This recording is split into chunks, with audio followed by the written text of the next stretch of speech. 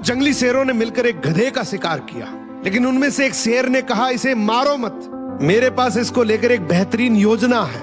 उस योजना के तहत शेरों ने गधे को अपने साथ रखा, उसकी देखभाल करके उसका विश्वास जीत लिया। फिर एक दिन उसे वापस गधों के समाज में भेज दिया, पर इस बार वो गधा एक गधे की तरह नहीं, बल्कि वो एक शेर के समान गधों का राजा बनकर वापस आया था, जिसके पीछे सभी शेरों का साथ था।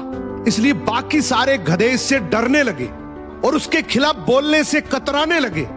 अब शेर जब जब उस गधों के झुंड को देखने आते, ये गधा अपने ही समुदाय के गधे को शेरों को खाने के लिए दे देता। ये गधा गधों के बीच तो एक शेर जितना ताकतवर बन गया था, लेकिन शेरों के बीच वो अब भी एक गधा ही था। ये अपने जैसों पर तो राज करता था, लेकिन ये एक ऐसी ताकत से जुड़ा हुआ था जिससे वो बचकर भाग नहीं सकता था।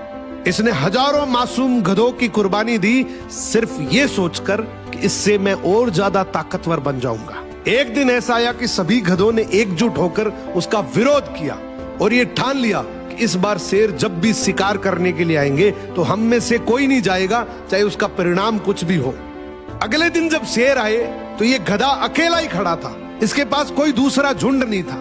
तो गधे ने शेरों से विनम्रता से कहा कि देखो साहब, मेरा खौफ अब खत्म हो गया, मेरी कोई बात नहीं मान रहा अब। तो शेरों ने डिसाइड किया कि चलो अब तू किसी काम का नहीं है तो तू ही साथ चल ले, आज का हमारा भोजन तू ही बनेगा।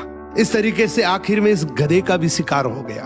हर समाज के अंदर एक ऐसा गधा जरूर होता है जो अपने लालच के लिए, अपनी ताकत बढ़ाने के लिए अपने ही समाज को दांव पर लगा देता है।